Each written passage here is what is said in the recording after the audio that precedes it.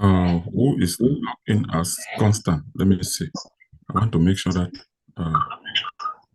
unknown people are not admitted into the platform. Who is constant, please?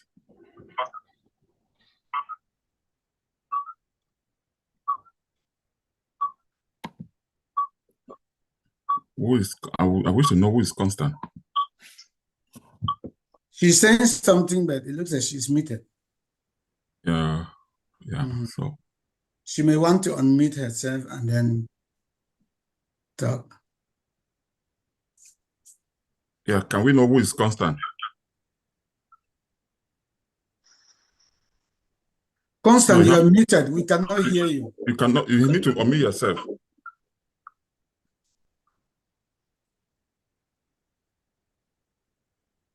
No, it was unless somebody invited Constant.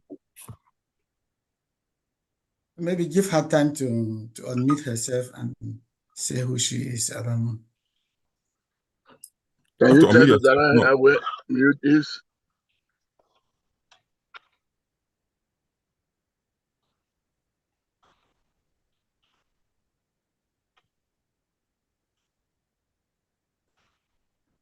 Let me log the meeting so that nobody else can even come in.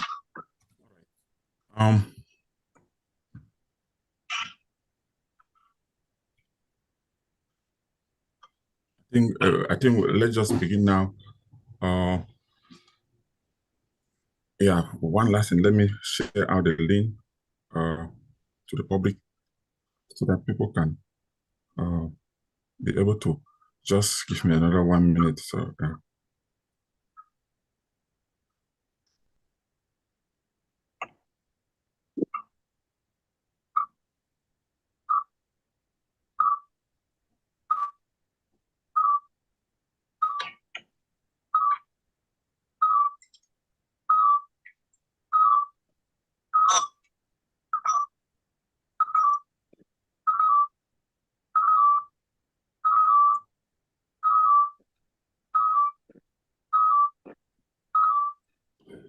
Okay.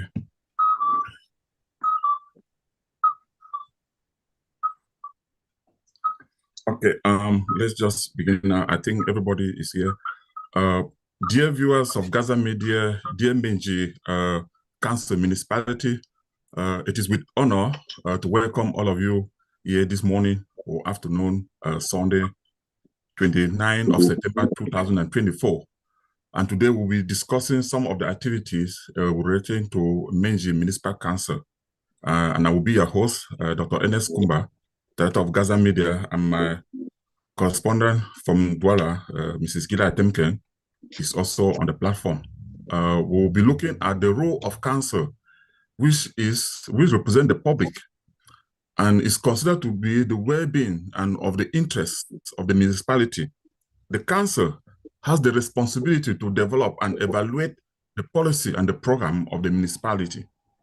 It is also the responsibility, we believe, of the council to determine which services the municipality provides.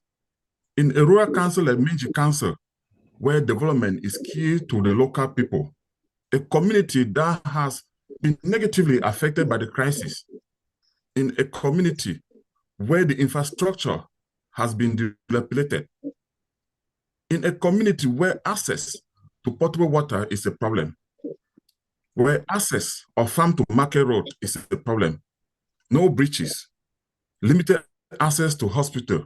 Dear viewers, the list is long.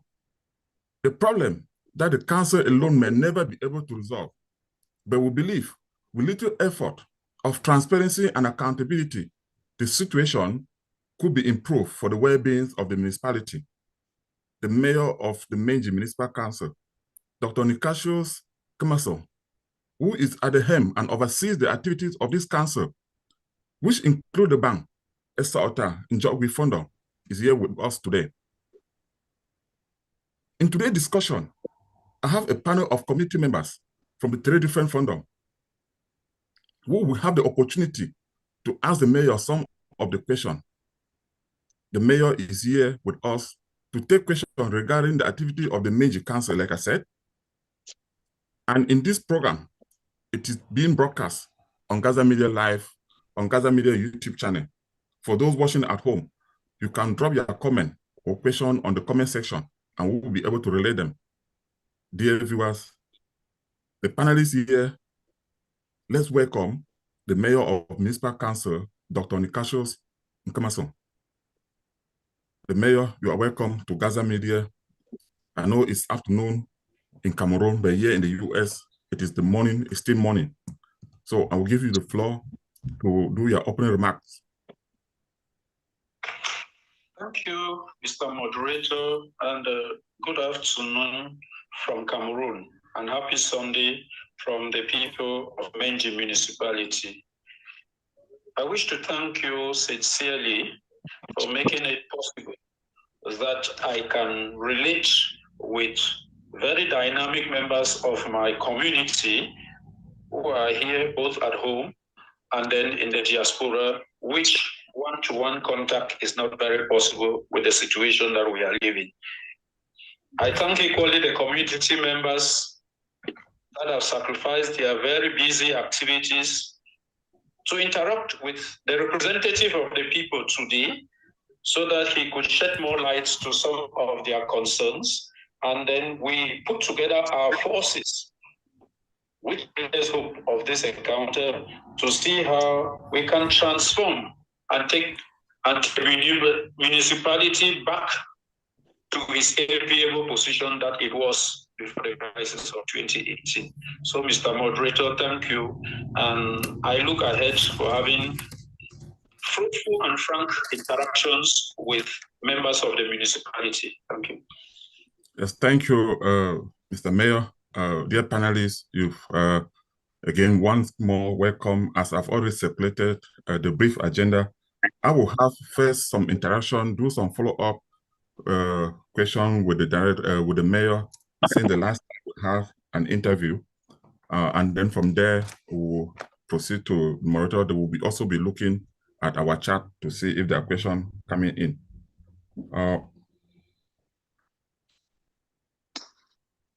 Yes, Mr. Mayor, I think it's been over like 2 to 3 months since we had our conversation interview, and I really want to applaud your leadership, your transparency coming to a media like this, to be able to be open to us so that we can ask you any question. And like you said, the discussion should be frank. I just want to remind our audience that Gaza Media is not a political organization. We are a non-profit. We'll focus on community project, and that's why we take this discussion very dearly. Mr. Mayor, if I may, we just want to go ahead and do a follow-up. Let's try to just establish some base concerning the activity of the council itself. When you came to office, who assigned, or can you briefly explain to us the activity of the councillor and what are the duties of the first and the second deputy mayors?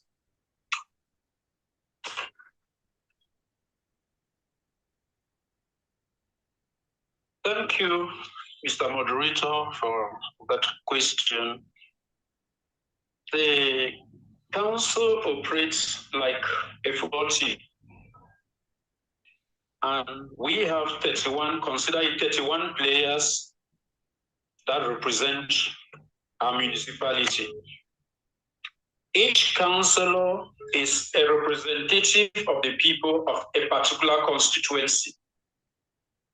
So Menji Council, which covers Fontaine subdivision, has 31 constituencies, of which 1 is from the Ogu Fondom, 7 are from Esoaka Fondom, and 23 are from Lebang Fondom. So they are carved so that no area is left out, and they are supposed to be like the relay between the communities and the council, which is the development structure. They are supposed to source the concerns of the population, their development needs, and represent them at the deliberative organ when we are discussing on some of these topics. As a football team, you have a captain, and you have deputy captains. The mayor, who is the chief executive, is a captain, and he was not appointed, is elected from the team of the 31 players that represent the municipality. And then by the configuration of our council, we have 2 deputies. And their functions are well defined by law. As the chief executive, you oversee the running and the development of the municipality. But for a decentralized and collaborative management, the first deputy by law is given the responsibility to follow up economic development, source for resources for the municipality. The second deputy is responsible for social action, like health, education. They oversee those domains and report to the mayor. And for all of this to go, the councillors are the ones that contribute the ideas, and we manage on their behalf, and then they have to relay back to the population. That is how the structure of the council is, with the shared responsibilities of the councillors, the deputies, and the mayor. Okay, yeah, Mr. Mayor, thank you for very elaborating. You know, the reason I asked you some of this question is because most of our folks do not know, maybe probably, the function of the council, especially during this crisis, that they have not maybe have the opportunity to come to the council, maybe to come and knock at the door to do best or to actually know how the council operates. Let me just do a follow-up question, like in terms of contracts, when there are contracts in the municipality, who is actually responsible? I believe maybe is the first, from your definition, would that be the first deputy mayor taking care, in charge of contracts or project? Thank you. Let me outline the contract procedures. Contracts are determined and proposed for award by a body that has been put in place by the Ministry of Public Contracts.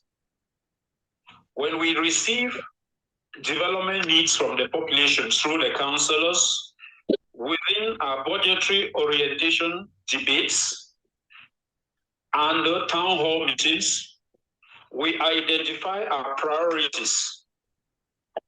And we did this in 2021 and had a triennial plan. So once that happens, when the resources come, we select from that basket. And when they are programmed now, they publish the tender files, and any contractor anywhere in Cameroon and even the world can bid for it. Within this tenders board, there is a chairperson appointed by the Minister of Public Contracts. The mayor has a representative. There is a secretary. And then others, you have MINMA, public has a representative. The finance department has a representative. The Ministry of Decentralization has a representative. And then you have equally a member from the Public Contracts Regulation Board. People freely apply for the contracts and submit their documents. When they go through, they now make a proposal award, and the mayor now awards the users. They have all the texts that guide them on how to select the contractors, and they do it with a free hand. The mayor is not directly part of that board. When it comes now and the contract is drafted, the state has put alongside what they call state engineers, who are mostly divisional delegates. And then you have the council has an engineer that represents, and then they start the projects. It is this engineer of the state and of the council who is the CDO up and report to the mayor. If the first deputy mayor has to come in, statutorily he does not have the direct link. It comes now as a council committee he cannot go directly investigate or going to follow up the contracts. No. Because there are arms and personalities that have been put in place to follow them, to come up with us. And then when they give the council, so that it is the eyes of the community to ensure that it is well done. The state sends a representative so that it follows up the terms of the contract as the government wanted it to be done. Once it is done now, there is a reception committee of about 6 members, of which the mayor or his representative is chair. You have now the control engineer as a secretary, and then the members that have been defined by the contract. When now the projects are done, the mayor can produce a decision putting in place the first deputy mayor and the technical services of the council to go now and check. But officially as it goes, the text does not attribute even the mayor or the deputy mayor directly to intervene in the contract procedure. But we oversee to ensure that work is done the way it's supposed to be done. Okay, Mayor, thank you so much. I think we'll be coming back to later on to look at some of the shortcomings or what may have happened based on our previous discussion. The Mayor, I mean, we've been talking about transparency and frank talk. If you wouldn't mind, I will be asking you some of the projects since you came to the office that have been awarded to the council, and which one have you been effectively able to execute? Those that you have not been able to execute. I would like to hear from you, and if you wouldn't mind, maybe you can share that document with me in due time. Yes, thank you. I will give you a list of the documents. We'll take from 2021 per se, because by the time we came in as an executive in 2020, the tenders board had met and had awarded projects. But from 2021, we have awarded a number of projects and whose rate of execution has been fairly satisfactory. I put the word fairly satisfactory intentionally because it would have been better if the conditions on the ground were different, where we could go there physically to see what it is. You agree with me that monitoring anything from a distance and relying on pictures that are sent will always have their shortcomings. But for the key projects, you see Menji is well lit. There are solar panels that have been installed. There was a budget of 100 million. And then later on, there was another 50 million from the Mine. It was installed. We have about 100 solar panels in Menji town. So that is, we cry that it's a beautiful town that gets lit at night, but we are living in darkness in our homes. We have the Ndumwe Road project that was meant for the opening of the road because work had not been done on that road for quite a long time, at least for more than 7 years. So it had now reduced from a road to a track. So it was meant for the opening of the road. And the road was opened down to Nzenbetu, and then an extension was made to Tsobenyahen for the opening, and then it was graded to a particular point. And then now they are in the phase of building because we discovered that just grading and lateralization on steep slopes might not be sustainable. That is why currently they started concreting the slope below the market with stones. Should be more resistant. That is another key project.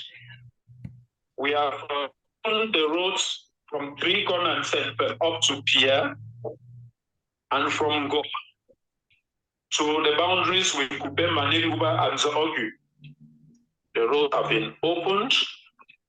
We have rehabilitated integrated centers at Ambinzia and Dumwe. We are in the process of completing the construction of the integrated health center in Zense Esota. Those same integrated health centers have been equipped by the councils. We have rehabilitated schools, GS Mbangatra. They are now rehabilitating GS at Tengata and Zansen. Last year, we rehabilitated GS at Senfa. And then we had the perennial problem of water in Menji. In 2022, the council rehabilitated the spring at Lisbon and then constructed a solar power water system around the SDO's office, which had been flowing until around July. Lightning came and destroyed the pump. So we are in the days ahead to replace the pump. And then we played with Honorable Forju, and he met Minister Porterson, and they gave us $1 million to rehabilitate the water system of Menji. The work started and went very satisfactorily from August to about December 2023, water was flowing. But later on, because of technical issues and natural disasters, the water project touched. Water ceased to flow. There were landslides around the catchment at Zensen Bangatra, and then the water table dropped. And then the population that lives around the area got interested because they really wanted to use the water. They came now and started branching off the water and destabilize the pipeline. And then later on, it was discovered that the water pressure in that area is so high for the pipes that were written on the contract. So we called the contractor that you have to rehabilitate it. You are still within your 1-year warranty period. So I was lastly in Menji. They are now replacing the pipes. They have done it right up to 3 and cents. Water comes right down to 3 and cents, but the pressure is not high enough to go up to Menji. So we are on that following. There has been the rehabilitation of potholes along the tarred roads in Menji. From 3 corners in Senfem up to Menji, from Tise to Seti. Those are some of the projects in synopsis that the council has been executing. But one thing I will highlight, and which I will plead that at the end, by the time we leave from here, we should concern and see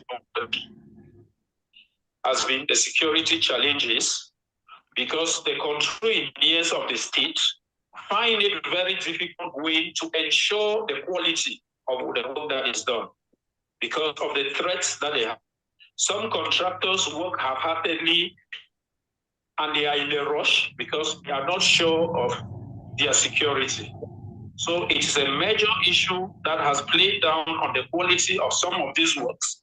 That is why I said it has been fairly satisfactory.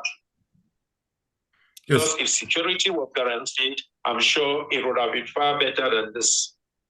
Yes. For this year, there are a list of projects that I will send to you, which the meeting just held on Friday, evaluating the progress of projects in 2024.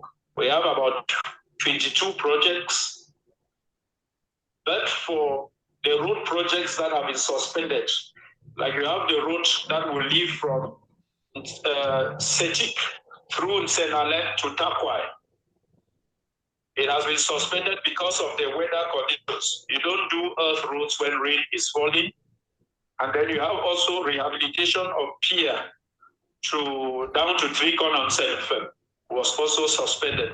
Out of that, almost all the other projects are on 50% and above. Some have been completed. I have about 1, 2, 3, 4, 5 that have been completed. And then some projects that catch the eyes that have not really been completed is the fish pond situation in Menji, which it is at a pause. It's not an abandonment, it's at a pause because it was constructed, but they have to plant fish. And fish to be planted, we need the pond persons that can manage the fish pond. The credit card that came last time was not able to train those who can manage the fish pond. But this 2024, we have that credit card. So in the days ahead, they will train local actors on the ground that can manage the fish pond, and then they will connect the water and stock fish. But this it was still extended so that it should become even larger, so that it can supply enough protein to the population in Menji. Lord Mayor, I know the list is long. Like I said, yeah, when you share with me, we'll be able to maybe have a summary and a snapshot so that we can present it so that the public can actually see the kind of work that maybe you have been doing, especially in the very rough time in our area. And I want to applaud you for your work. But yeah, one project caught my attention that I would like to do a quick follow-up with you. I know you try to give the details, because I believe the road that you mentioned,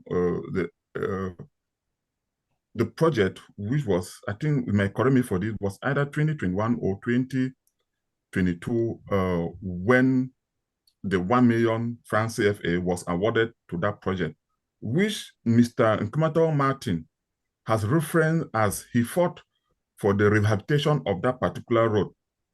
To our understanding, from the community organization, the Kudu USA, the work, the bulldozer was supposed to, the initial phase of the work was done. The grading, as you rightly mentioned, was supposed to be a follow-up. The paving, the grading, maybe throwing of laterite, that portion somehow is not yet completed. I'm glad that you said the construction, the paving will road to a very rough area with one of the hill. The Kudu, from the leadership of the Kudu USA, the Bank and Development Organization, that are actually doing work on that stretch of road, told us that the Menji Council was supposed to pave 800 meters with stone. But up to now, they have already done 25. When will work resume, Mr. Mayor?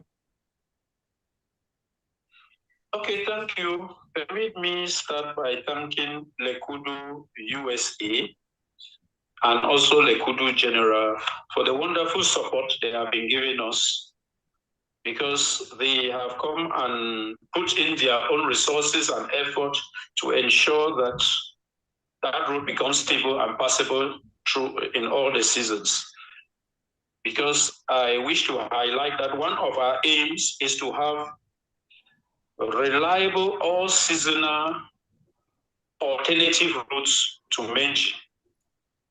And one is this Ngundeng, Ndungwe, Azi, Nsobenya Road, and then you have here Ngo, Nzense, Tricon, and Senfe.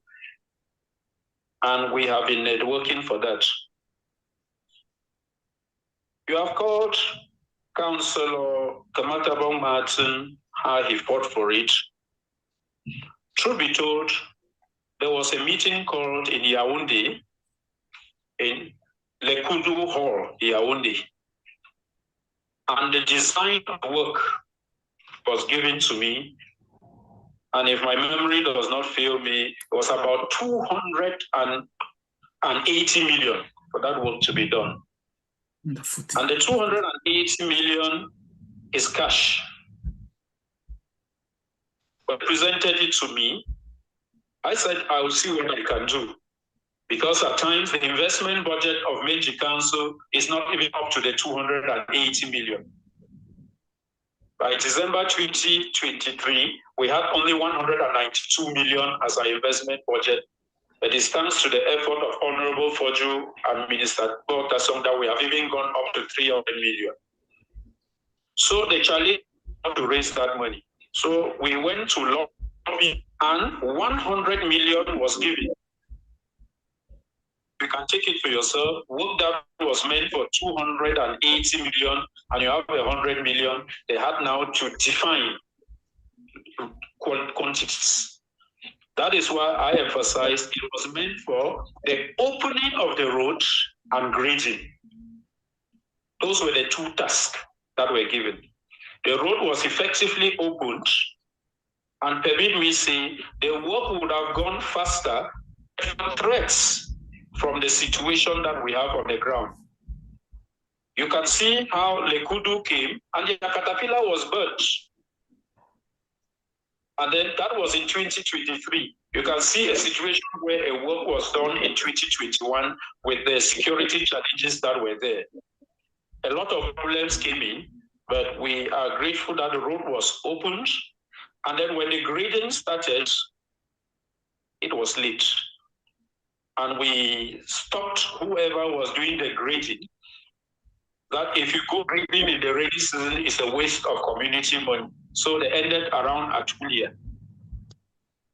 Thereafter, Lekudu USA now got interest in the road, that they have a project that they have to do there. And I told them, unfortunately, we collaborated. I said, since the council is already doing work on that road, you have to write a request to the council so that we define the work that each and every person has to do for accountability's sake and transparency. They wrote and we gave them what they had to do. They started grading and you saw what happened and the rains caught them. Within that new agreement, the council had now to ensure that a bridge is built and then a slope below the market, the Dungwe market should be concreted. As we are talking, as I said, they started concreting the slope and the rains came and we said, stop, you cannot be doing that work within the rainy season. Work on the bridge is about 60%. All works on the road now have stopped because, as I have said, road works have been suspended because of the situation of the rains. We don't do earth roads during the rainy season. It will just be a waste of money. So the council, before December 2024, will be able to complete the bridge and equally complete the slope. And what I wish to put it here in facts and figures so that we note when we have to check and evaluate what is being done. When they say 100 million francs for a project, it's not 100 million cash. It's a credit card.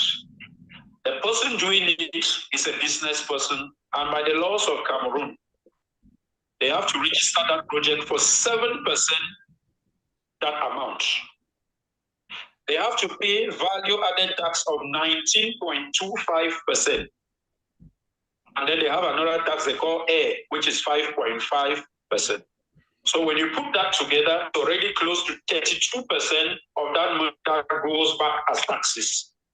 So we are talking about 68 million. And then the quantities are defined now by Mercurial, giving the quantities of what is done, and a kilometer of road costs this. So when we put it, and then it's a businessman who has borrowed, they work too for their profit. So they keep a profit margin. So when we talk of 100 million, in essence, liquid cash can be about 50 million. And it is not the council that has the money cash. When they award the contract, the person does it, you now go back to the treasury of the state and they pay. It's not the council that pays. We don't have the financial capacity to pay. It is the state treasury that pays in Boya. It's not even the treasury in the BLM. So with that, that is the situation of that road. We took it close to heart because they told us that it was the heart of the Leban people. And the first major project we had, we sent all the resources there. Because normally what should be, when they send 100 million, the law does not even permit that bunch all the money on one road. You have to spread it across different parts of the municipality because you are not sure if that money will come again next year. But since it was a capital road, and we saw bridges that Lekudu have built, we thought that it was necessary for that money to be invested to open it. And in that 2022, that work was done. I think it was possible. Vehicles used that road. That was the main road that led people out of the municipality within that particular year. So as we are talking in one voice, we only have to federate forces, Lekudu and the council, and each person completes the task that we have on that road so that it becomes motorable and benefits the people for whom the road was designed for. Yes, thank you, Lomeyo. So just to, in the form of a summary or to pinpoint something, so you are assuring us here that when the dry season comes, probably the paving or the concreting of that here at Ndungwe will resume as well. Resume. Okay. But the grading part, I went into an agreement with Lekudu. Grading now is the hands of Lekudu US. Because with the convention I signed with them now, we moved the road. That is, we moved the grading to them because they describe a process of grading, compacting, and I said no, it is better. Their engineer seems to master road these things more than the council. Let them do that part. That's why the issue of the slope now came in to compensate for the grading that the council had to do. Okay. Yeah, thank you for that, for explaining that technicality to us, dear viewers. At this point in time, I do still have some questions, but I would like to open the floor to panelists so that they can go ahead and ask maybe one question each across. Then I may step in and do some follow-up question as well. Let me open the panelists. As like I said earlier, there are 3 Fondong representative panelists here. I see Mbembu Ale, who is from the bank, Mr. Maurice Atem from the bank, Dr. Cornelius Nkembele, who is from Esota, and Mr. Philip Fotabon, who is from Njogbi in this panel. So let me start with the bank. Any person can come on, Mbembu or Mr. Maurice Atem, any of you. All right. Mbembu, you want to go? Yeah, let me go. Thank you, Dr. Ernest and the crew of the Gaza Media for this wonderful initiative. And I want to thank the Lord Mayor for his open policy, for accepting to talk to his people. To me, I think this is what we want for the development of our own area. If we can get this time to time, things may not be the same again. Not to belabor our time, as earlier said, I'm Bembuala, and these points I'm putting are coming from the forum IO we just created for Leban as Nkeleban. There are so many questions coming there, and the role of Caliban is to view projects assigned to the bank by either the government or the council, and to see that these projects are done into its fullest. And as the Guardian Media asked before, we would love to know how many projects, because as the Lord Mayor explained, he started everything in 2021. And he took over some projects. And if he can be able to enlighten us how many projects he took over that were for the bank and how many came to him when he's in his office. I say this to say because thanks to the head of state that the council mandate has been extended. His mandate should be ending by February 2025, which I don't think anything new will be coming in again, or if you come, maybe going to the new council. But again, come to the head of state, they have an extension. So let me go straight to another question that we would like to know, again, how many contracts were awarded to the bank. And not to come back again, he talked about the Ngunden as the road. I supervised 2 bridges on that road built by the Kudu USA. being Sembin and Manjo.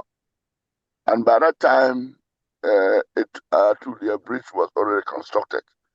Well, so when I hear him talking about the bridge on that road again, I don't know if it is reconstruction of this bridge or which one he's talking about. That is one question.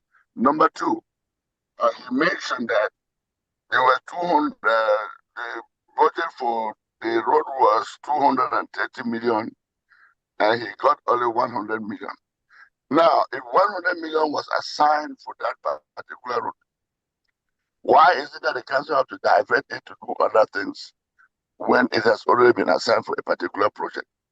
I have more questions to come in, like the council hall he took over, which the contract was awarded 2015. I know before he came to office, the contract of that council hall was already awarded, and we see the building still standing. I don't know if not even started, or I don't know if the word incomplete. But now, as you are about to leave the office, that is your own office. The council chamber is your own office. And you took over without an office. And you took over with an completed building. Now, if you were to hand over in February, what would you say about this uncompleted building? Maybe the questions are many, but if you want me to explain them again, I will do. But if you can't remember, we'll start from here. Thank you so much.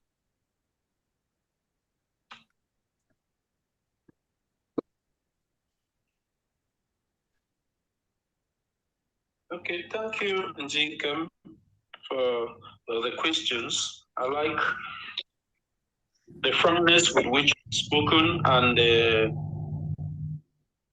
abscesses that you want us to pierce here. The first, I will start with the Gunda Road. When we say the budget that was given was 280 million, it is not money that was given for the road. It is the design of the work that the think tank of the Bangda called me to Lekudu Hall, gave a project that was worth 280 million. Yes, but that year, the council loved it and were able to have resources only 100 million, which was meant for all municipal roads. But because of the importance of that road, we invested all of it on that road, telling other areas to wait for another year. After that, the following year, we had only 27 million. So you can see that it is not even a fixed amount that road that now was put from Pierre to Atenata. So no person diverted any money that was meant for that road. That's a project that they did, which was like that, but we had only 100 million and we could only do what 100 million could do. When Lekudu comes in now, it is helping to complete that other part that could not be done. So that is that with that, for that road. No money was diverted from that road. The money that was budgeted for it is what we use. But the project is mighty more than what the council has. And then a bridge, when they did the work, still Lekudu, through engineer Romanus, came and told me that, Mr. Mayor, no matter what work they do on that road, there is a bridge below Dumwe Market.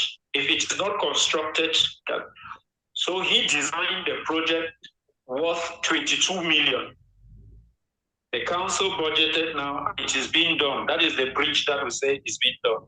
It's a new bridge. I don't know if it's a collapse, but it is engineer Romanus that brought it, and we adopted it, and they are working on it. And we believe that by the end of this year, it will be completed.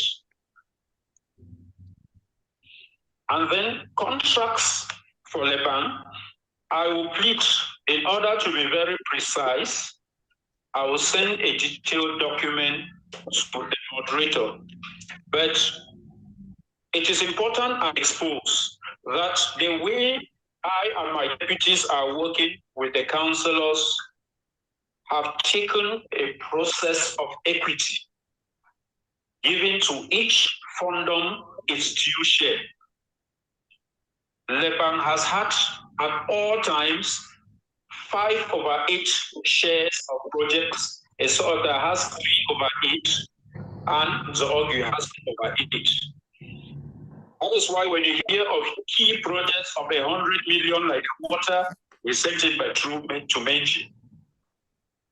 Solar panels of 150 million are in Menji. There is a route going to Takwai, that is 23 million. We have 10 million, 11.5 million to rehabilitate the water system of Senale. We have 10 million to rehabilitate that of Letia. We are putting close to 6 million to rehabilitate and equip the school at GPS Mbangatra.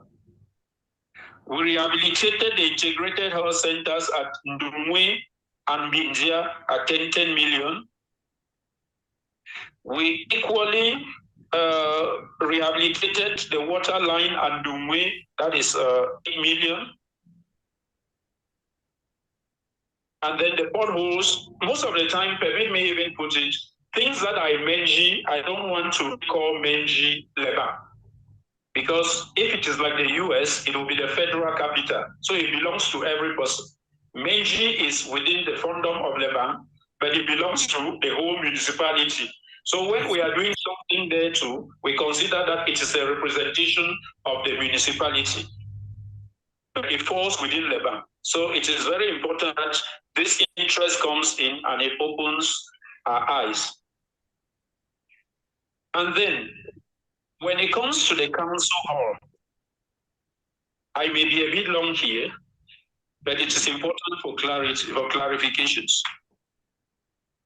Administration is continuous. So we inherited it as one of the projects already awarded by our predecessor. And we have not been sleeping. We have been following up the contractor so that the work should be done. In 2020, we convened a meeting, myself and my first deputy. And in that meeting, we discovered that the former mayor had signed for the suspension of that project. And the reasons they gave were insecurity crisis. And this is where one of our challenges is there. The crisis is everywhere, but in other areas, just as a law, they have cited a law, they are going about their projects without any disturbances. But in our case, it has been a little bit different because contractors are threatened that don't even come. You are doing things for this, that. So that was giving us reasons for the suspension. We then told the contractor that things are changing. Development issues are going on. Projects are now being realized within the municipality. So the council chambers must come back and you have to construct it. We wrote to the awarding institution, that is FECOM. Can you organize a meeting between the contractor, the commission, and the council? When we came and we sat, the decision was that a team has to go down to the field to evaluate the structure as it is, so as to know the state of the structure. That was effectively done in 2024 May.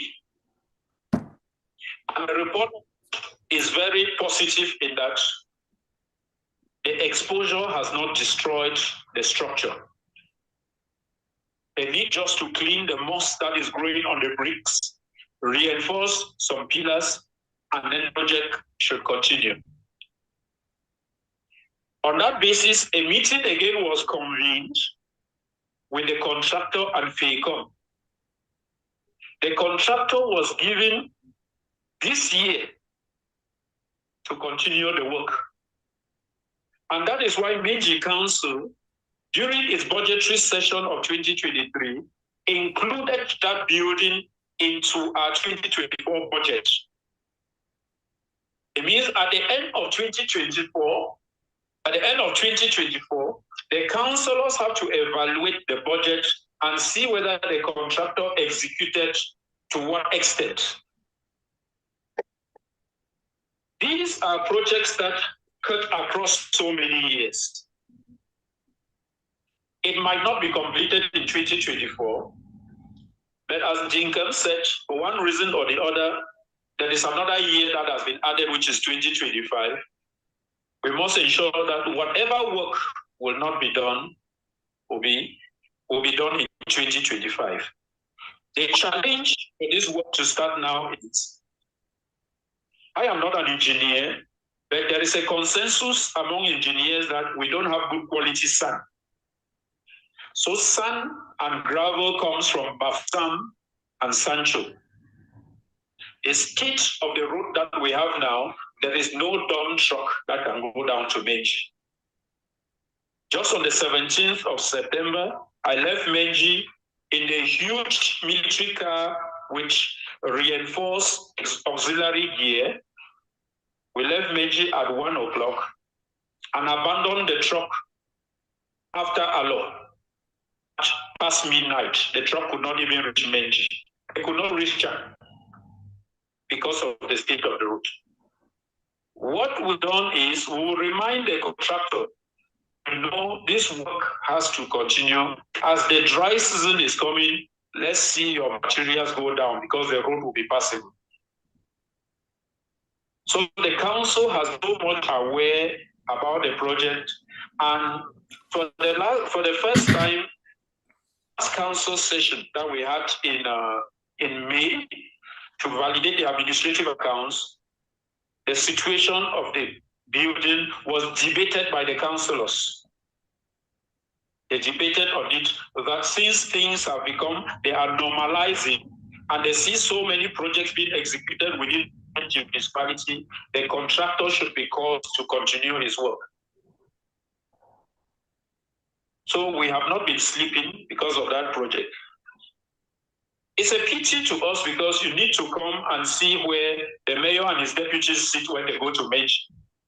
In a broken office that was vandalized, no doors, but we sit there and we hold council sessions. So the completion of that project, before it will be given fee slip to the municipality, it will make working conditions comfortable for the executive, the council workers, and the population that will be coming there for services. So, Jacob, we want to assure you, my deputies and myself will continue the pressure. We have not been sleeping because since administration is continuous, we are the ones now to follow up the project, and we have been doing that. Yes. Yeah, thank you, Mr. Mayor. Please, Mr. Moderator, 1 second. I think before I give room to the next person, I have a very fast question to ask the mayor. Mr. Lord Mayor, this contract, our information and the bank, the contract was awarded since 2015 before you came in, and we know that this situation came in around by ending 2018, which in 3 years this council chamber was supposed to have been up. Now I hear you talking about including the council chamber issue into the new budget.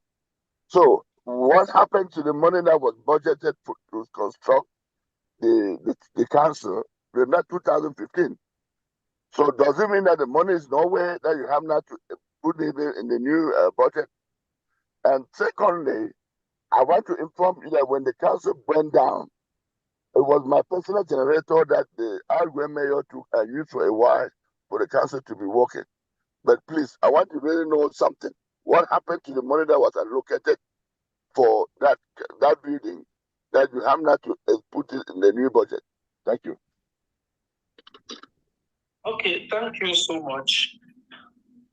When they said the council chambers was 324 million, it's a loan that the council contracted with FEICOM.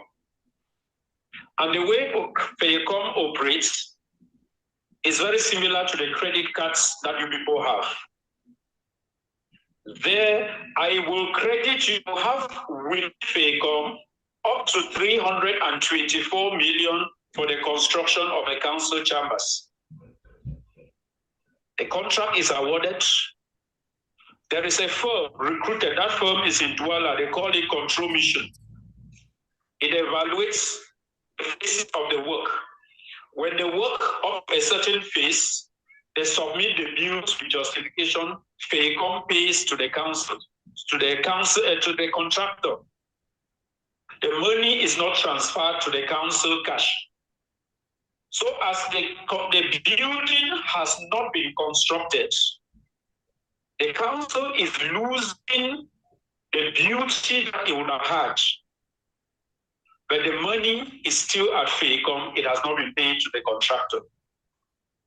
That is why when we came and evaluated, FACOM said they had paid about 30% of the contract. From the 30% of 324 means they have paid about 80-something million. It means we still have about 250 million, which if completed, FACOM will pay to the contractor. That is the portion that we budgeted as a credit that we have with FACOM.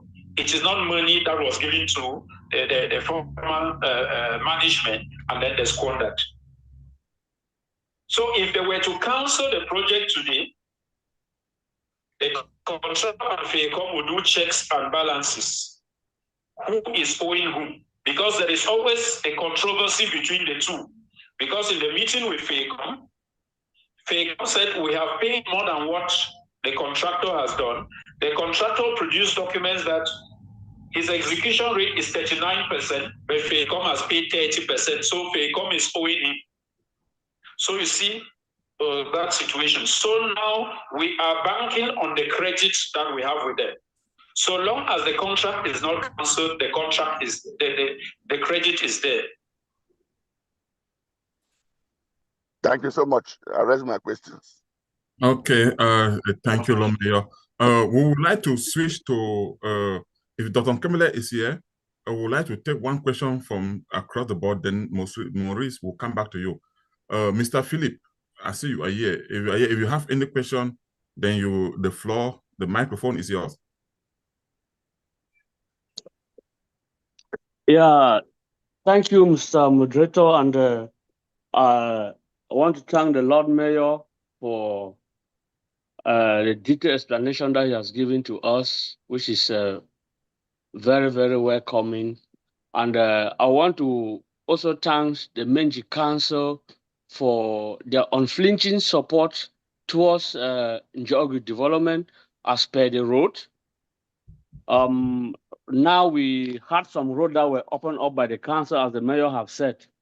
But Lord Mayor, we have one promises that was made through, I think, one of the councillors, the Njogu councillor, who is representing the people, that where the road has stopped, that the mayor gave us some promises that they were going to come and continue during this dry season. So we just want to confirm if really what he told us is what is on the ground. Thank you. Okay, thank you so much, Prince. What we said remains, because when we saw the effort that the community was doing, trying to raise 4 million francs to open a road through the forest, we knew that by the financial strength of Njogu, you could not do more than what you have done. So we went back to our development fathers, and one of them is Honorable Dr. Forju. We met him, and he talked with Minister Paul Tasson, and they gave us a punctual credit of 101 million, which the project was just awarded on Friday to a contractor. And one of the stretches of roads that have been put there is a continuation of that Njogu road, so that it should link up with the market. So be rest assured that as the dry season comes, the council will come to respect and honor its engagement made to the population through your councillor. Just as I appreciate Lekudu, I want to appreciate Geoff Kuda also, that we seize opportunities. The Caterpillar was doing a council road, but the community, just as a sort that said, we cannot allow the Caterpillar go. The race was, and the Caterpillar had to do some work for them. And then the council now will come and complete. That is participatory development. That is the bedrock of the management strategy of Meiji Council now. Okay, yes, Lord Mayor, thank you. Prince, I hope your question is well answered. Yes, Dr. Kumba. Okay. Yeah. Yes. Dr. Cornelius Kembele will give you a microphone. Okay. Thank you so much. Thank you, Mr. Mayor, for being there for the community. Thank you, Gaza Media, for ensuring that we have this platform to talk. Again, I want to thank the mayor for the detailed explanations and giving out the figures of what the contracts and other things. So I think it's very important. I just have one concern that I want to come out. The mayor, when he was talking about the projects that they have done, I listened about some government primary schools. We know the situation in a BLM, and we know that maybe in the very near future, we may not be able to be operating any government primary school, just to be candid. So I was just questioning that, could some of the resources that the council is using to rehabilitate GS in Chenfam, GS Foreke up, could it not be shifted maybe towards rehabilitating the hospitals or something, rather than in putting money where we truly know that the money may not be used in the very near future? Thank you. Okay, thank you, Jinkambele. It is important for me to highlight here that the council does not receive a ministerial departments transfer their resources. The resources that are transferred by the Ministry of Basic Education can only be used for activities of basic education. That is primary and nursery schools. You cannot carry them to activities of the Ministry of Public Health. So these are resources that came from the Ministry of Basic Education to rehabilitate schools. The council have an option but to use the resources for what they are intended. If not, we will be accused of misappropriation. Okay. Okay. Yes, Lomeo, Mr. Maurice, I will just hang on for a second. I'm coming right to you. I would like to interject something here, or no, let me give you the time to speak so then I can come in again. I have a question that I would really want to get some clarification from the mayor. Maurice, you go ahead. Okay. All right. Thank you so much, guys. And we want to thank the mayor for his time and appreciate his willingness to meet the community and discuss about the projects that are going on in the community and what they do. When I listened to the mayor, he gave a very nice process through which contracts are awarded, and it sounded so good. But it seems to me that the community is not very satisfied with most of the projects that come to his municipality. But I have a few questions here for the mayor.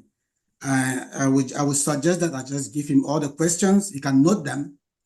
Some of the questions have been asked, and I will not ask those questions again.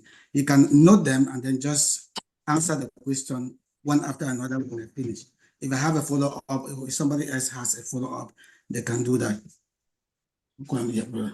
So my first question to the mayor is regarding conflict of interest. And I wanted to ask if the council has a conflict of interest policy for awarding contracts. If they have it, how does this policy address cases where councillors or the mayor himself might be involved in awarding contracts to themselves, to companies that they create in different names and award the contracts to those names? So, and the main question is, what is the safeguard to ensure that the safeguard put in place to ensure transparency to ensure these contracts are executed in a manner that any other person taking the contract will have done the contract. That is my first question. My second question is, in 2024, the Menji Council received the smallest budget compared to other councils in the BLM, despite being the headquarters. Could the mayor explain why this is the case and how the budget allocation process works? What is the plan to make sure it doesn't happen in 2025 again? That's the second question. My third question was going to be on the Menji building, but maybe I have already asked that question. But I have an observation that I want to make to the mayor in reference to what the mayor explained. The mayor has told us that they are working with the contractor to continue the contract. But from the discussion that we had in this forum called Nkeleban, and I mentioned earlier, some information that filtered to us from the contractor himself, who seemed to be alienating himself from that contract. If people read what the contractor wrote, it is completely different from what the mayor is explaining to us. I just want the mayor to understand that he is from the statement that he put out. He seemed to be saying that he's done his best and that is it.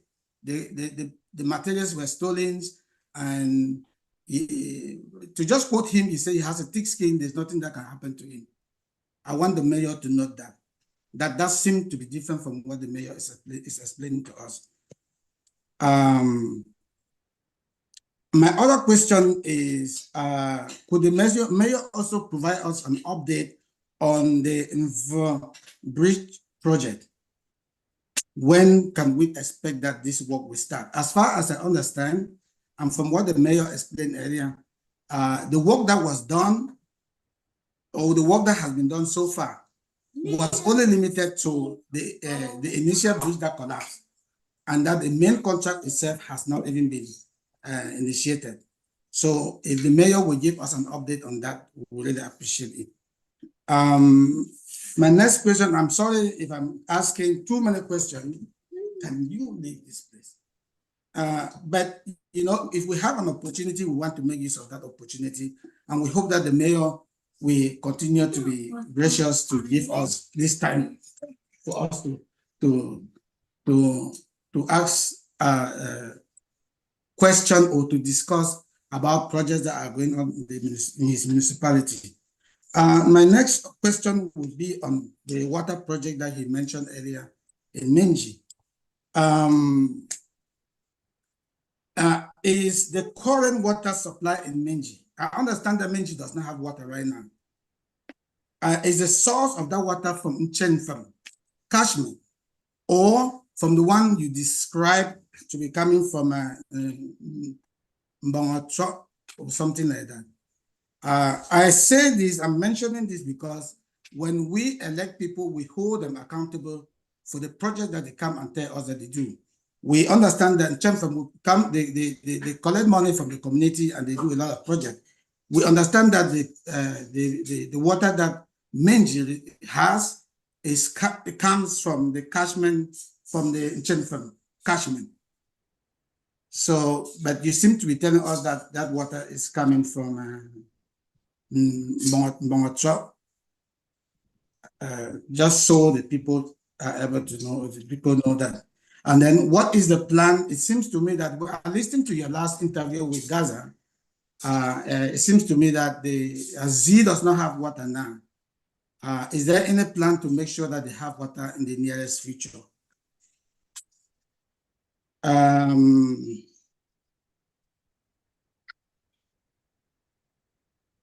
Some of these questions were asked. Another question I wanted you to I wanted to ask is the road. I know you highlighted on it earlier, but if you look at the roads from Chang to maybe along, the roads are very possible, but nobody can come to the other part of the BLM from that point. Maybe you need to really explain a little bit to us to understand. I understand that you indicated the issue of fears, threats, and all of that.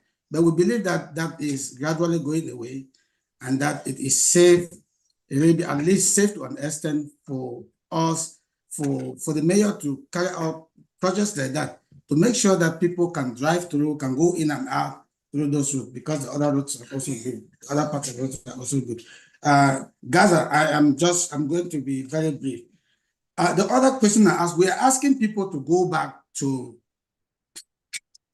home, and the mayor lives in Yaoundé. How can you live? How do you live in Yaoundé and work effectively in Minji? And how can you be asking your people to go back to Minji, whereas you are living in Yaoundé? That is one of the questions that I wanted to also ask.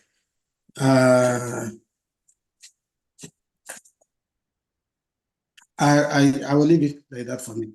Thank you so much, Lord Mayor. Okay, thank you so much for the questions. What touches me so much is when you say things are coming back gradually to normal. And that is where my focus is.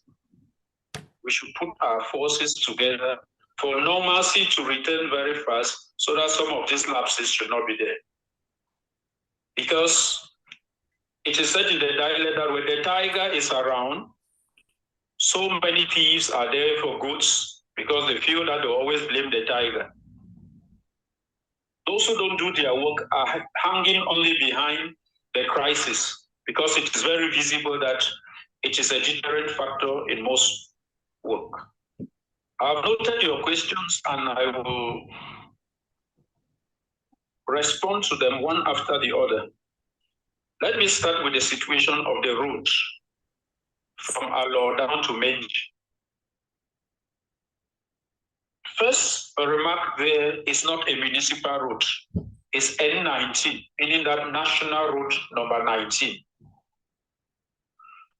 The road network in Cameroon is categorized. You have national roads, and direct action on national roads comes from the Ministry of Public Works itself. You have a second category that is called regional roads that now cut across the three subdivisions, like from Zoogri through Nsenfem, through Seat of Wisdom, and you go to Wabane up to Bante. That is regional assembly roads. Then we have municipal roads, like the ones we're talking of, that cut crisscross only your municipality. So this falls under the ambit of the national road. Permit me say here, I'm aware of resources that the state has transferred to that road. There was a moment they gave 284 million. It was awarded directly from the ministry, but the person who was working, the boys were arrested. They kidnapped the workers somewhere around the war, and he presented that as an excuse and abandoned the work. After some time, the military came, rehabilitated right up to Belua. But our persistent cry that Menji cannot be cut off. Honorable Forju met the minister and they looked for some resources, about 100 million, and put on the road. And since that cuts across two subdivisions, none of the councils could directly award. So it was the SGO that awarded. That is how the road was opened the way it was. And we lived some good roads around July, August. And then the rain came. We are hoping that with the rainy season ebbing out, In November, the contractor will come and do the grading of the road. And if peace is returning the way it is, you hear the state is saying they have to do feasibility studies. There is already a company to do feasibility studies, the African Development Bank. Of recent, the living forces of the BLM, not just the municipality, launched a free will donation and some money around 9 million was raised. Some interventions were done there. I saw some culverts made out of iron material, zinc material. It is from that fund that a task force was put, and they are struggling to see how to rehabilitate bad spots pending a massive project of rehabilitation. Because with the nature of our terrain, it's a massive project that make it all signal. So with that, those are the efforts that have been put in by the whole of the BLM and then by the representative of the people. Directly linked to that road now is the bridge, because it is also on that route. It means it does not fall directly under the ambit of the council. It is a project that was awarded from Yaoundé by the Minister of Public Works. We only come there to ensure that work should be done. The mayor has nothing to sign. We can only make observations as we are making that the contractor is too slow, the contractor is not doing his work because he has done footings.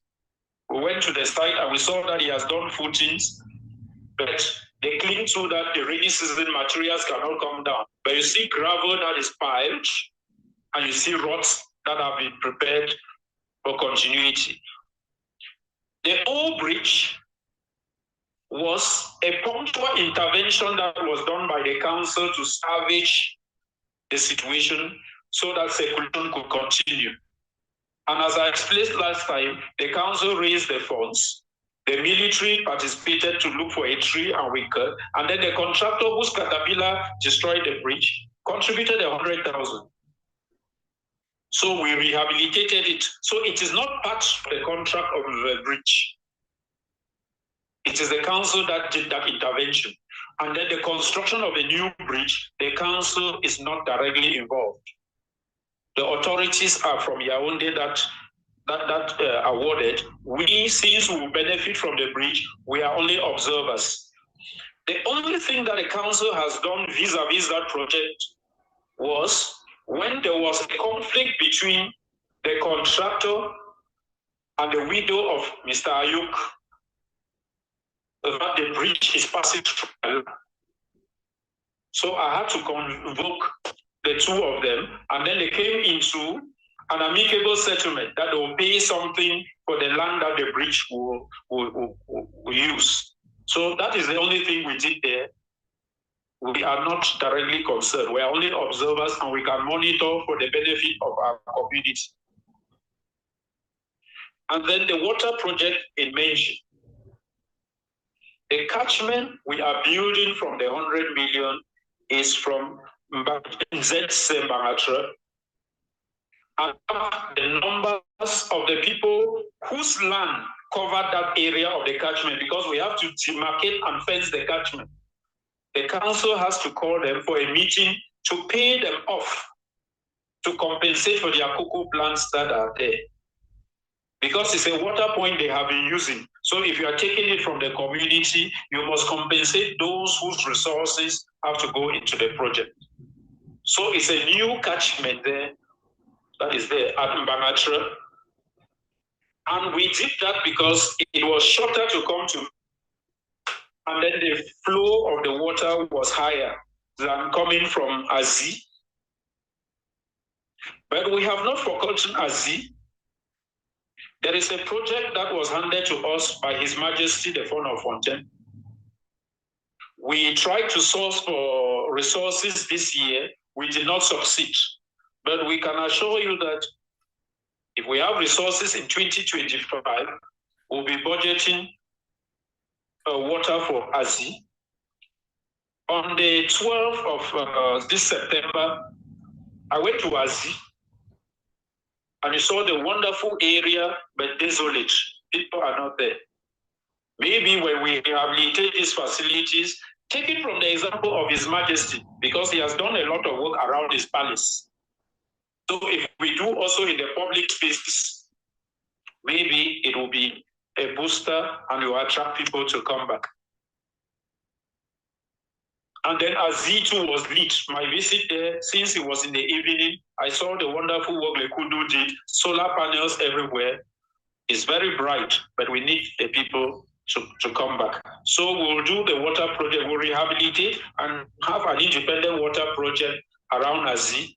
Because as I said, in this 2024, we sent water already to Letia. There's a project there in Letia. It means we are moved from Menji and we are going towards Azi. So we are already at Letia. We'll move into Azi this year. And then looking at the question you asked on the contractor, I wish to just thank you for that information of him saying he has a thick skin. We are working with timelines, and it is a document that he signed. When the timeline will come, if he is not working, the council will only, by requesting, because the council cannot cancel the contract, you only request and you tell FEICOM that this contractor now has said he does not want to continue. And will cause him to put it in writing. Because the cancellation of contracts too is a procedure. It involves even some legal proceedings.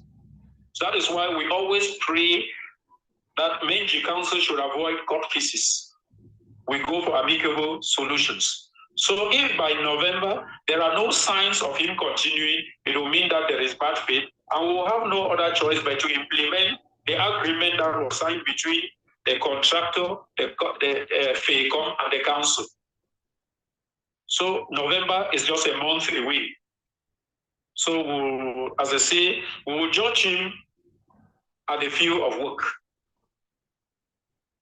And then for Menji Council having the smallest budget, this is where I task my population to paint a positive image of the municipality.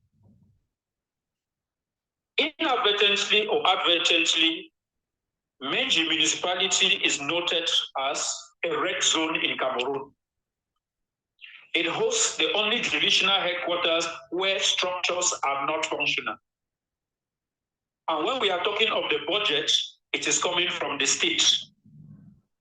When Menji can pride itself that institutions cannot function, it takes a lot of good faith for the government to be transferring resources.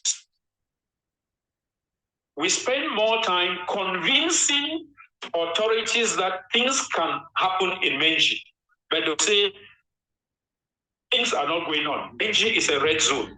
So all of us, I think, Mr. Moderator, we note it, we should start talking positive about the image of Menji, that things can happen. If we write and say nothing, the market does not operate, no school, no office operates, when you go now to a ministry and say, send us a budget to rehabilitate schools, they say, but you see schools are not going on. You give us money to rehabilitate the market, they say there's no market that is functioning. When they say give water, they will tell you that there are no people in Menji now. That is what you see, most of these things that we are having are punctual credits. It means the normal state budget has come out that gave us 192 million. We felt disappointed, and then we now started going as beggars and justifying to them that no, you cannot say we cannot do this. Look at this project that was done. That is when now you see Honorable Forju supported with the minister, and they gave us this 101 million because 2024 Menji Council had no money for roads. Because they said we cannot work. They say they are burning caterpillars. As they burn the caterpillar of Lekudu, they sent it that no machine can work there, so they cancelled. It is a zone that no project can be executed. Heavy duty machines cannot come.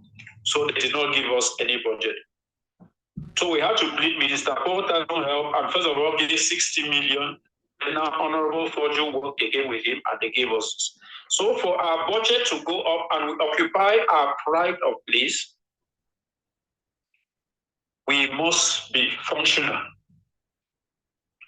Wabane Atalo is functional. Alo is functional. If Meiji does not function, they will tell you that we can only give resources to areas that we are sure that they will execute the project. So that has been our challenge. But we keep on fighting and we are advising and we are proving that we are functioning even though within this crisis.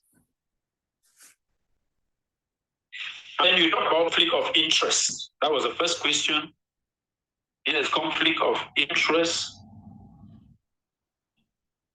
The law proscribes. If you don't mind, I can restate the question again if you stay clear about it.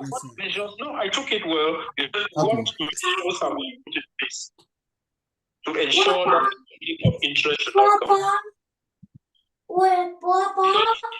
The law is very clear on that. The mayor cannot execute a project within Menji municipality as we are a mayor. Neither my close relatives. And it goes like that for the councillors. The public contract procedure is given to the tenders board and they have to verify because there is the administrative documents that they cross-check. So the projects that are awarded to contractors are published and every person can source for them. On record, as we have, my one councillors, you will not see any of their names as a contractor. Because the documents that are submitted do not carry the names of any of these 31 councillors. And we ensure that it should be that way.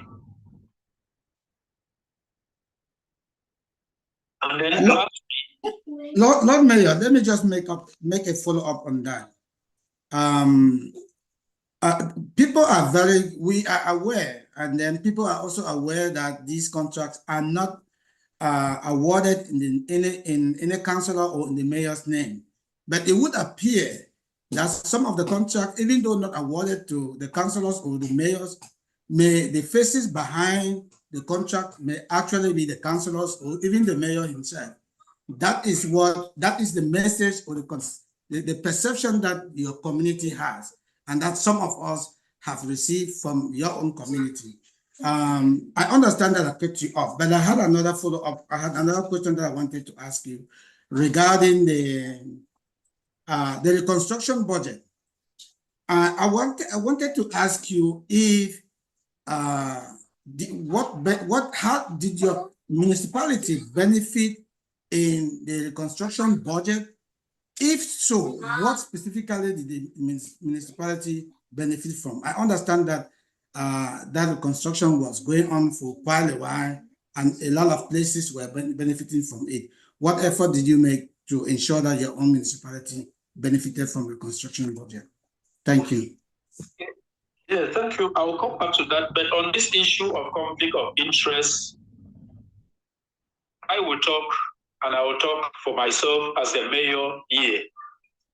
You can verify and you can go through the documents. The mayor does not execute contracts. And I do not award any contracts to my close relatives. I respect the law. And for the documents that come to the mayor proposed by the tenders board, I do not see the names of any of my councillors on it. But if the municipality, the population can investigate, if they see and feel that some of the persons have put a veil before them and are presenting by the different person, it now gives a whole legal procedure of investigation. Because the council per se does not have the powers to block a contractor from bidding. It's a whole procedure. The Public Contracts Regulatory Agency picks up the facts, and the Minister of Public Contracts now blacklists the companies. So long as they are not blacklisted, the tenders board has to study all files. And then once they are awarded, if the mayor does not have anything particular justifiable, don't reject the proposal of the tenders board. Because all those things are put in place to check on this conflict of interest and all. So that is what I could say, because it's a very important thing that I say, and it's a very big allegation, which if it's established, the contractors will face the ambit of the law, because it is very clear, no corporate veil to avoid conflict of interest. Right. Thank you. And it's good that you I have realized is that, yes, what situation that I am seeing is that some contractors want projects without really knowing the realities on the ground. And they now work with some councillors to look for the local manpower on the ground to help them execute. I do not know if by so doing, they become now the executors of the contracts. I do not know. I feel that they facilitate so that the credits should not go foreclosure. Because by the 31st of October, if it is not executed, they cancel it and we lose that project.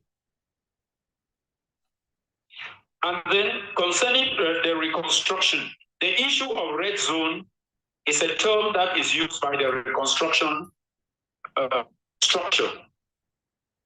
But we have kept our efforts going. I think in 2023, we had a meeting. Menji Council had nothing. In the meeting, I had to task the governor. I say, Your Excellency, they cannot sit in Boya and say nothing goes on in Menji. But we gave now the list of these projects that we have executed. And we appreciate the governor. We really appreciate the governor because he told the people, solve the problem of Menji Council. And there and then, we have now the rehabilitation of hospital. We have the rehabilitation of the Bindia Hospital, and the rehabilitation of the Integrated Health Center. That is a package that comes to about 500 and something million. That is what we could pick because we could stand and confront them that Menji municipality is not right. It is the same thing with the safety net package where they distribute 30,000 to families. They first of all kept us out, but with my first deputy and Honorable Akana, we had to task them and they brought us in with an emergency cash transfer. So we should paint the positive image of our municipality. That despite the crisis, things are going on in the Menji municipality. People are living within Menji municipality. They are suffering like any other Cameroonians. Do not deprive them. And that leads now to the last question you asked. I live in Yaoundé, but I want people to go to Menji. I do not live in Yaoundé. Yaoundé is my home. When I'm in Yaoundé, I'm Cameroonicacious. I'm a mayor when I'm in Menji. And I'm always with Menji. I told you, I came back from Menji in September. I was there in September from the 12th to about the 17th. Ensure that there is no month that a day does not have coordination of activities in Menji. But one thing that is certain is that the mayor is there to serve the people. It is not just to go and sit and clear grass around Menji. That is to be issued. We're already talking of going down to Menji on bike is about 20,000. It's issued the best certificate where the people can access the facilities of the council. So in order to make sure that the population of the municipality does not suffer within the crisis, we have to negotiate with councillors and the deputies, and we have a temporary office in Chan where we write these services. And then we go down to Menji at the least possible opportunity to also dine and wine with the people who are living there. When we go to Menji, I visited within this crisis.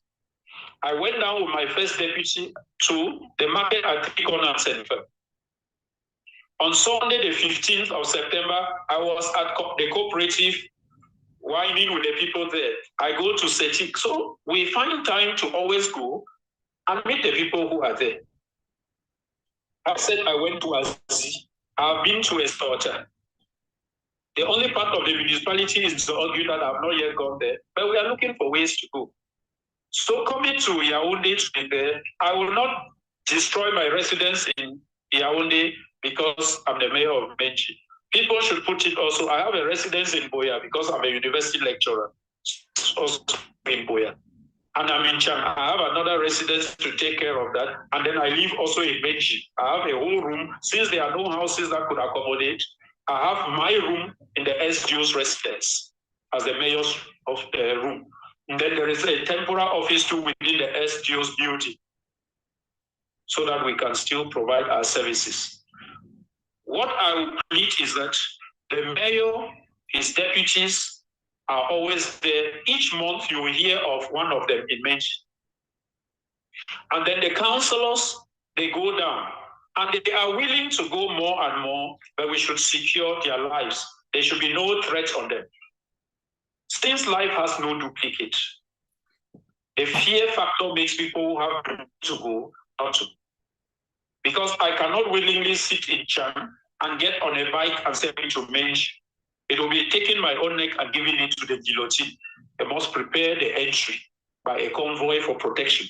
So if we can preach until things become normal and there's no threat on life, the mayor will go down to Menji and come out for meetings as it was normal. Okay, thank you. Lord Mayor, yes. Yeah, thank you so much. I would like us to, I know the time is very good. We started late. By 10 o'clock, we're supposed to have wrapped up. So 2 hours allocated for this, but because we started late, let me just do some follow-up then so that we can now switch gear then and begin to think about some recommendation as we are a community. Like I said earlier, we want this thing to be very friendly to see because the interest is for the development of the municipality of the bank, Esota and Njogbe. Yes, Mayor, let me follow up with this. The question, one of the questions that he asked, I want to really maybe understand, or you can shed more light again. The public investment budget, this document, somebody sent it to me. I'm not sure how authentic it is. I'm just saying you may have an idea, some figures are here, that the public investment budget for 2022, 23 to 2024, for the 3 years, Alo had 277 million. Wabani has 203. Fontaine, our own municipality, had 143. Are you even aware of this figure somehow? Sorry. Yes, they always come to me because they send to the mayors. Mm-hmm. Yes, so yeah, I think that's where Moise was saying, how can we improve on that? And I think that's where you have said if we increase our population, try to make Meiji viable, we on the media will also do our best to show that the activities going on in Menji to at least try to project what is going on around the Menji municipality, which across all these terrifundum. But when I look at those documents, let me say something. Let me just say something there. The budget that we're even having is thanks to the villages that surround that make up Menji municipality. Because out of if we were to use only Menji town as an indicator to set public investment budget, we'll have zero. Okay. Yes. Then, Mayor. When we present Intise, we present Takwal, we present Atenata, we present Abebugo, we present Zoogyu, we present Dubai, they have a reason to say.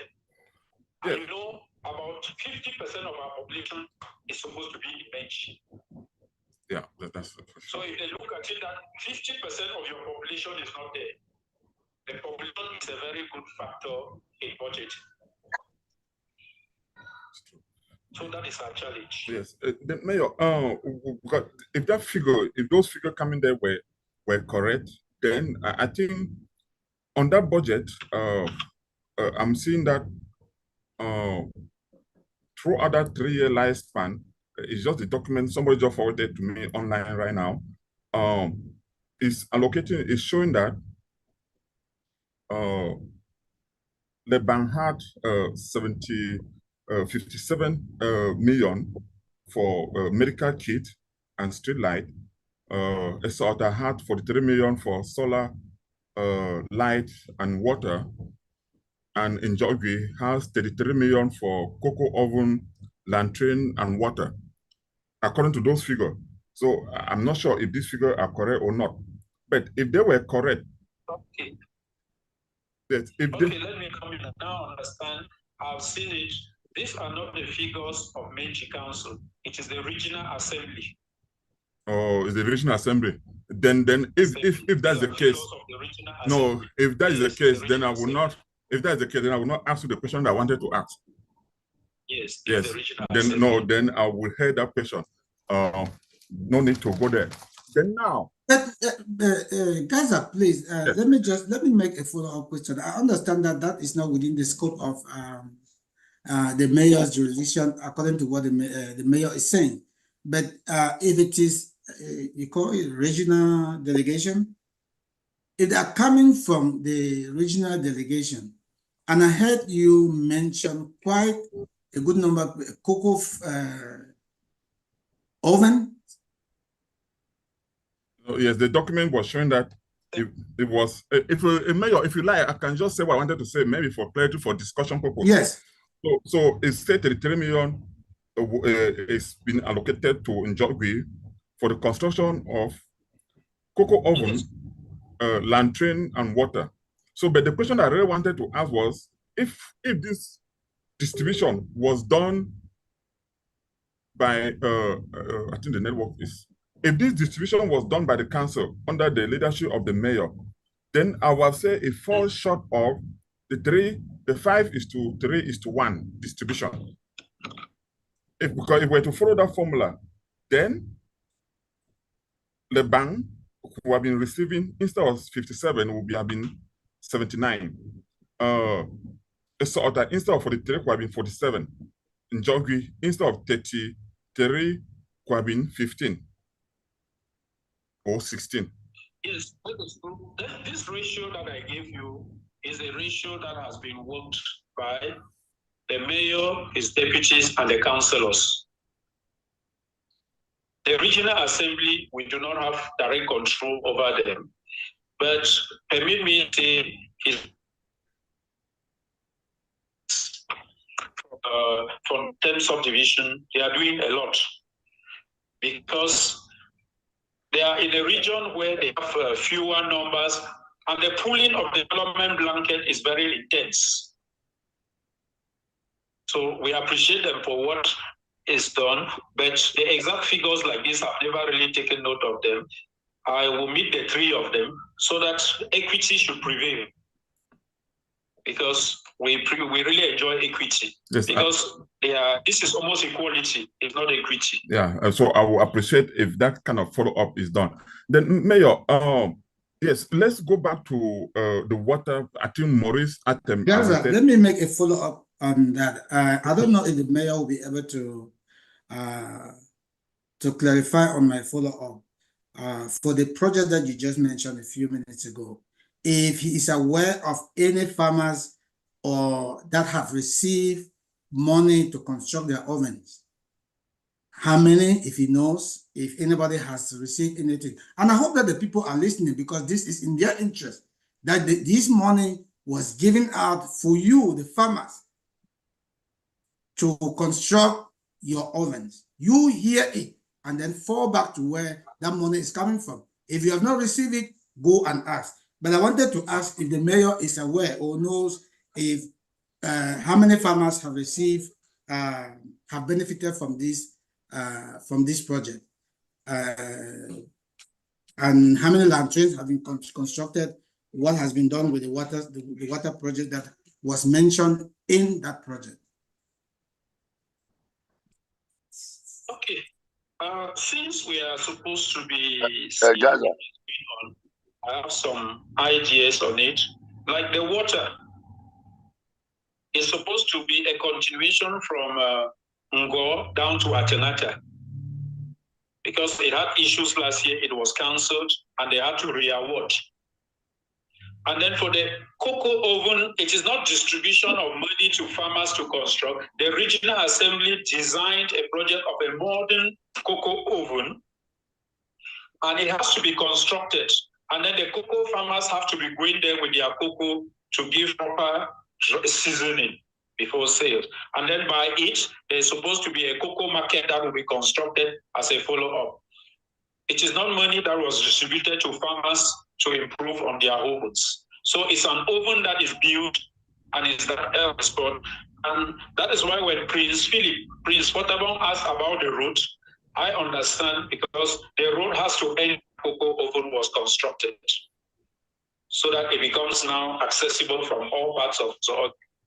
And then for the solar panels, I think Lord Mayor, I'm sorry for interrupting. I'm just sorry. I just want you to follow up on that. Has any oven been constructed in any of these areas? In Zog, it has been constructed. Yes, Yeah. this is Prince Waterbourne talking. In Georgia right now, I've been corresponding with people back home in Georgia, and there is a solar oven in Georgia that has been constructed, and even the warehouse. Wonderful. I wanted to Gaza Media didn't be like here. I wanted to redirect Mr. Morris that the money for the oven was allocated for Georgia. And I don't really think that somebody from the bank can give account on the ovens, either they're built in Georgia or not. Because if I hear from what the Gaza Media said, the money allocated for the bank was for, I think, medical kits or something. So the money was allocated in various areas with instructions on what to do. So I think that... I understood that. I get the point. No, I get the point. No, I mean, we are all from the same people. I mean, we're from the same municipality. Yeah, you may have relatives even in Jogwe that you may know of. So I think we had a value point. But let's move forward. Mr. Mayor, let me go back to this. No, before Gaza, before you move forward, I want to ask this first question before I forget. Now, the mayor talked about the Takwa Road, and again in Kalamang, we came to understand that money was allocated to construct a bridge on this water, they call it a certain stream, river down there.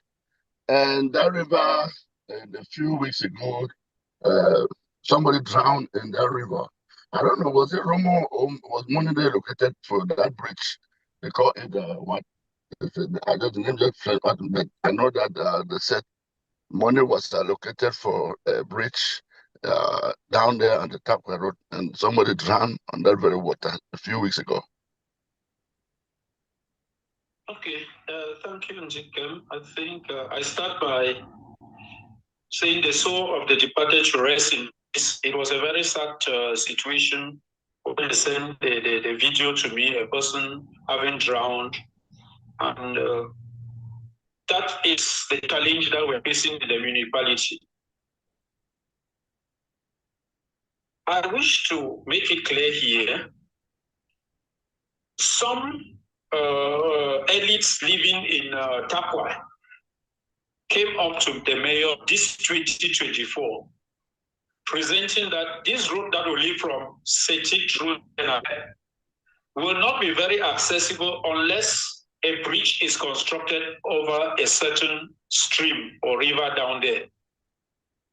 I told them, do a study by videotaping the stream, give me the length and the possible width, so that we'll do studies to source for resources for the bridge in 2025. So the intention of the bridge, I was surprised to hear that a bridge was programmed to be constructed there and the money has been siphoned. No bridge has been programmed for Tapua in the 2024 budget of Menji Council. We have only the opening of the road, which has stopped because of the seasonal situation, and it will be open. But for the bridge, if we have money, it will be programmed, but in 2025. So I'm sorry, there was surely a mix-up somewhere from the person who brought the document. Maybe acceptance made the person feel that money is already allocated. No. Okay, yeah, Mayor, thank you so much. I want us to, before we wrap up, we just have probably about 10 more minutes left to go. So I want us to I mean, this is one of the first kind of his I would call it a mini town hall or a panel discussion where we'll have the opportunity to be talking to the mayor, community member. People are free to ask questions without fear of anything to the mayor. Mayor, last time we were talking, I want to go back to this water that the catchment that was built at Wentun Jensen to supply water in Menji. Can you just tell the audience here that when dry season kick in, that repair will be done? Because we mentioned last time, you mentioned that the pipe that they used were of smaller diameter, so it could not withhold the pressure. And secondly, the catchment was poorly constructed, and when rain fell, the water overflowed the bank or the stream, and slide away the catchment that was there. I've also found out that the stand is still intact. It is only the catchment that crosses that tap water, then send it to the tank. So then the pipe that bursts around the three corner, I think this is within your reach. Okay. Yes. Yes, thank you, moderator. The dike has been built already around the catchment. It was built in May, June. So the dike was constructed. And then, as I was in Menji, the replacement of the pipe, so the first stretch has been done already. Because the contractor bought the PC16, but they had to delay in Chang because of transportation problems. So when I went to Menji, I went to Nsen. If a person is at Nsen, the person can snap and send to you. The pipe PC10 has already been removed its line, and then they have buried now the new pipe. Okay. Yes, thank you. That's why I said they have rehabilitated up to 10 FM. So yes, I am quite convinced that 2024 comes to an end, the water will flow. Yes, thank you, Mayor. I think moderator, let me even say something. Okay, because this is the first time we are talking openly. Yes. The way the contract was designed, because of the fear that the engineers don't go to the field, there were technical errors. Because the pipe 10 is actually what is in the contract. So the contractor did what was prescribed in the contract. And then when we discovered that the pressure could not, so we had to cause him to be finished. And if he was not a contractor of good faith, he could challenge the council. But the way we talked to him, he is replacing it. And then number two, we did not receive a project that was not functional. By the time we received the project, water was flowing in Menji. So all the persons who were supposed to do reception had the reason to receive the water because the taps were flowing.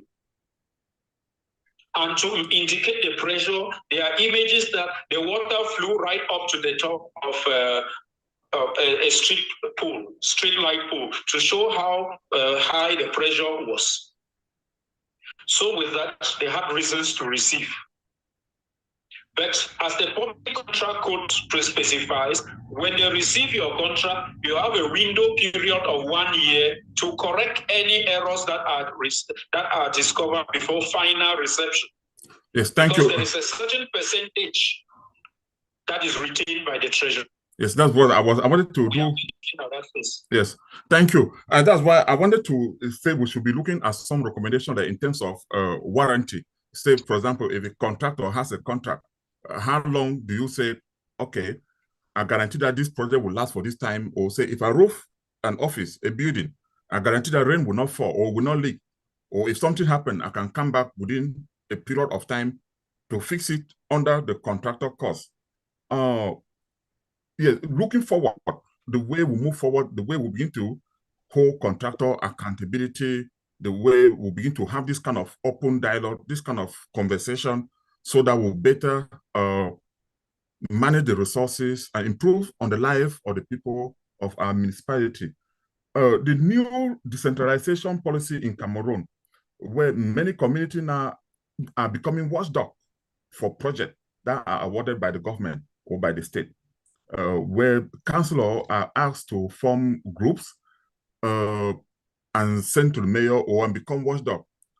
Mr. Mayor, I want to ask you, can you just enlighten us properly how this process is working. Have those councillors sent in their own people from their own constituency, or any community organization, say for example, like ECA, which is a non-profit organization in Esota, can begin to monitor some of these things, or like say Kudu can begin to say, hey, and say, hey, this is what is not happening. I want you to throw us a little bit more light with regard to this. Okay, thank you. Monitoring is at all levels. The state has put monitors and the council has. So Lekudu, Eka, and Jofkuda, their role remains. They are the umbrella bodies, and they assist the funds to see the overall development of the fundums. So their role to monitor and even diagnose development needs remains very much intact. So we still rely on them. But to ensure day-to-day cross-checking and equally proposal of development needs, that is why these neighborhoods or village development committees were being recommended by law. Some councillors have already submitted, about 15 councillors have submitted. I'm still pursuing other councillors. And permit me say here again, the councillors are between the nail and the hammer. Because in some zones, which I may not want to quote for reservation, they had to ask the councillor that what you want to create, is it not like a spy group of the government against other issues? And that if authorization is not given from the separatist fighters, they cannot create. That is the dilemma that most councillors have faced. So that those people, because the law is the members of the committee should be those who are living within the area, not those who are out of the municipality. And because of here, most of those on the ground have refused being members of the community, of the committee. Okay. That is what is let me just emphasize. And because of that delay, Meiji Council that adopted the law first has not benefited from any project for 2024. It's the Wabane Council that has benefited because people refuse giving their names for the committees to be set up.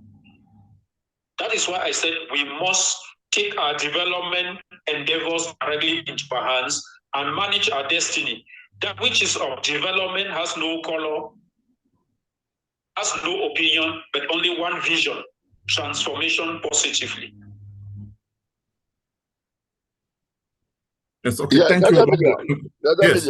On this issue of the committee, so we are talking about way forward. What I want the Lord Mayor to understand is I got that information that something is going on, and I did my own findings, and I came to understand that the people went to the field and they were spreading the wrong message. Despite the fact that the Menji Council is CPDM Council, but this committee is not to serve CPDM, it's to serve the community. So now some people went to the field in creating this committee. They said they were forming a committee for the party. So that gives a mixed message out there to the people. I did my own personal findings, and I also tried to correct some of this. I said, no, it was a wrong message. The mayor want a committee that can give what you need in your area, is not a particular party. I don't care if you belong to separatists, you belong to CPDM, you belong to SDF. If development come there, you will enjoy it. So the message, I think the mayor have to call his councillors and try to re-educate them. Let them know the message they pass down to the people. Thank you. Okay, I will do just that. Yes, thank you, Mbimba, for that wonderful input. And I think, yeah, like I said earlier, we become, okay, Mayor, before I wrap up. So yeah, you mentioned about community development organization being watchdog too. Is it possible that, say, for example, the leadership of the Kudu, not even the Kudu USA, the Kudu National, if there's a project going on somewhere in one of the municipality, and things are not going, and the local, they have information. If the leadership write a letter and send to the mayor, and there's proper follow-up to ensure? Okay, I think so far we have been working very closely with Lekudu General, Jovkuda, and EK. There is no council session that we do not extend invitations to the president, so that they are there and they see the project package for each municipality. And the president general always calls the mayor around November, what do you have for my fundum? It has been very interactive with them. In some cases, they have even called to say what they are doing is not correct. Is that what was really defined in the jobbing order? And we'll discuss and we see. In some cases, they have even galvanized the population to support the contractor so that more work can be done than what was even prescribed in the jobbing order.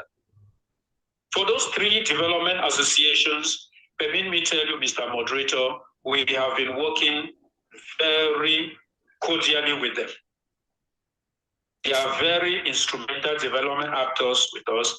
And then of recent, the diaspora, particularly the USA, Lekudu USA and EKA USA, they have come in and they have thrown their weight. Yes, I told somebody, and the person was smiling, when I'm in Menji, I see all the hill sites lit. I said, don't think that is the council that has done that. It's Lekudu USA that brought light to all the population. And they were saying, Lekudu USA.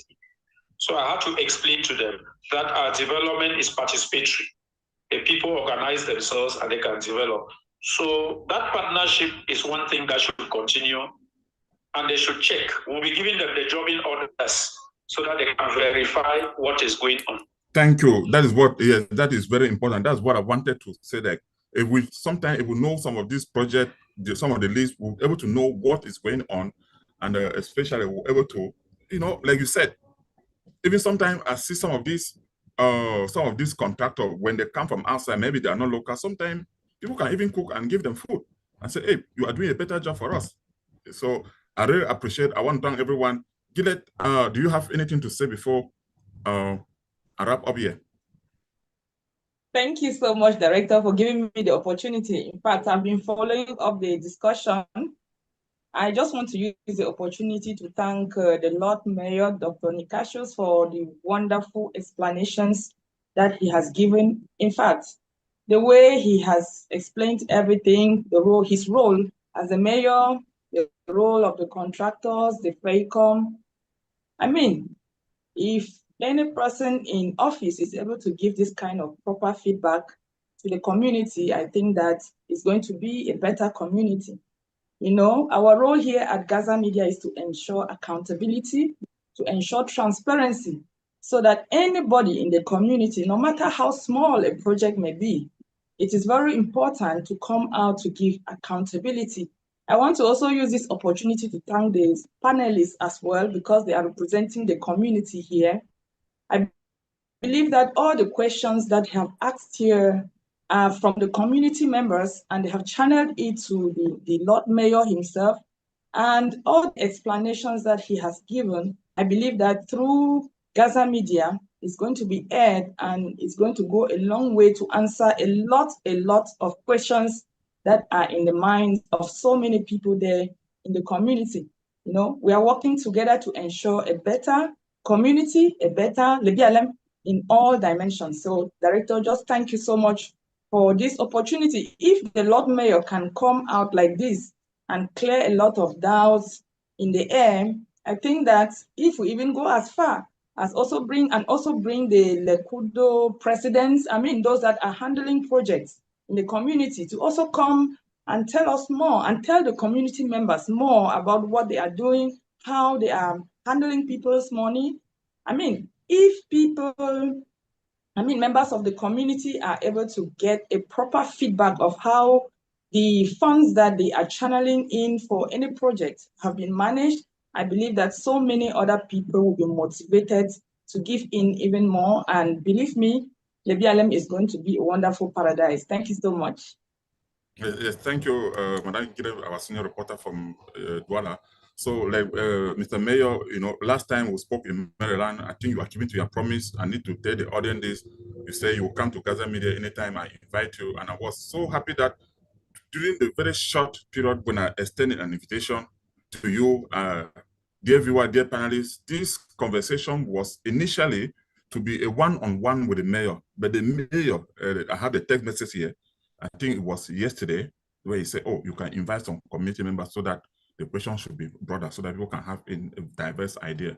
And I want to applaud you for that kind of openness and for that kind of having an open mind to say, oh, I'm ready to come here and receive any kind of question from anyone at any, without even pre-preparing.